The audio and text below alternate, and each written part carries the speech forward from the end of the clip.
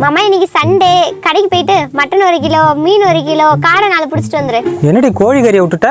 அதான் நம்ம பண்ணையில இருக்க. என்ன நம்மள பாக்குறா?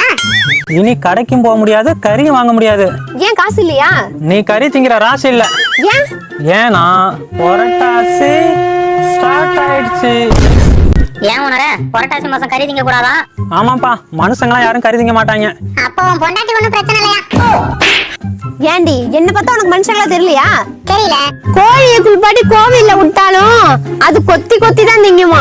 ஏண்டி கோழி கொத்தி திங்காம நான் நக்கியா திங்கும்? உனக்கு என்னடி பிரச்சனைப்பா?